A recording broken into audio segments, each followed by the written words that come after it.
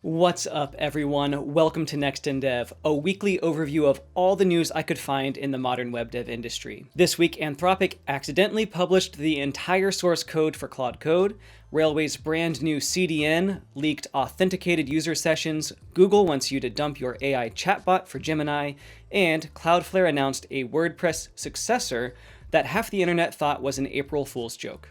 Let's dive in. The biggest story this week is an embarrassing one. Anthropic accidentally leaked Claude Code's source code through an npm packaging error. A recent release contained a source map file pointing to a zip archive on Anthropic's own cloud storage. There were nearly 2,000 TypeScript files and over 500,000 lines of code. A security researcher flagged it on X, and within hours the codebase was mirrored across GitHub with 84,000 stars before Anthropic could start issuing takedowns. What's actually in the code is fascinating. There's a 3-layer memory architecture where the agent treats its own memory as hints rather than facts and verifies everything against the actual code base. There's also an unreleased autonomous mode that lets Claude Code work in the background while you're away. And there's further evidence of an upcoming model codenamed Capybara. This comes days after Fortune reported that Anthropic had already left 3,000 internal files publicly accessible. 2 leaks in 1 week from the company whose entire brand is built on being more careful than everyone else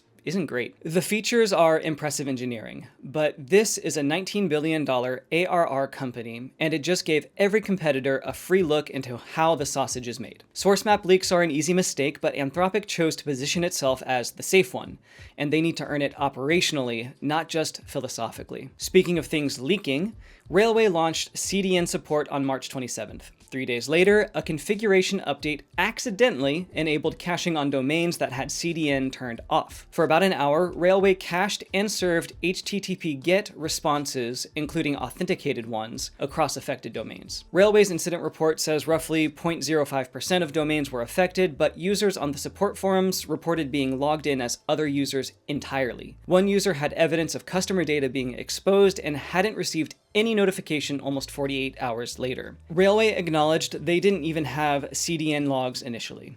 If you're running anything with authenticated users on Railway, audit your cache headers today. Google had a busy week. They launched a switching tool for Gemini that lets you import memories and full chat history from other AI chatbots. This is similar to Anthropic's switching tool that released around the Pentagon kerfuffle. The memory import works through a copy-paste workflow where Gemini gives you a prompt, you paste it into your current app, it generates a summary, and you paste that back into Gemini. For chat history, you can upload a zip file. Google is betting that once you're inside the Gemini ecosystem with Gmail, Photos, and Search, all connected, you won't want to leave. I get the thinking, but I don't agree. Separately, Google released Gemma 4. The 31B dense model ranks number 3 among all open models on Arena AI, outcompeting models 20 times its size. What's most interesting is the license. Gemma 4 is Apache 2.0, a real open source license, not the restrictive terms they used for previous Gemma releases. Google is directly responding to community criticism with this move. They've claimed previous models have been open,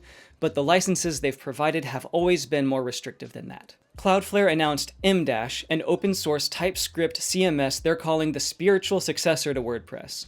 It runs serverless on Workers, uses Astro as its front-end framework, and has a fundamentally different plugin security model. Each plugin runs in its own isolated sandbox and declares exactly what permissions it needs.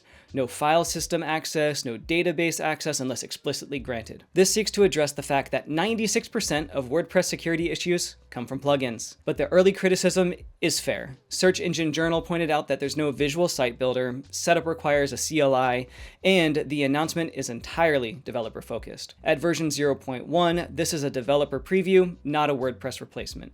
But the plugin security model is actually innovative, and if Cloudflare builds out the user experience, this could become significant. Also, launching on April 1st was a choice. A lot of people dismissed it as an April Fool's joke. On the topic of CMSs, Payload released version 381 with an LLM evaluation suite for testing whether AI coding tools generate correct payload code. This is Payload building automated benchmarks to make sure that when you ask Claude Code or Cursor to scaffold a collection, the output follows payload conventions. Much of this release is focused on stability and adjusting dependencies. Claude Code pushed 7 releases since I last covered it. 2.1.84 through 2.1.90. Highlights include a PowerShell tool for Windows, transcript search, and major performance fixes. Auto mode now actually respects explicit user boundaries like don't push or wait before doing something. Previously, it could override those instructions, which is a pretty big trust issue for an autonomous coding tool.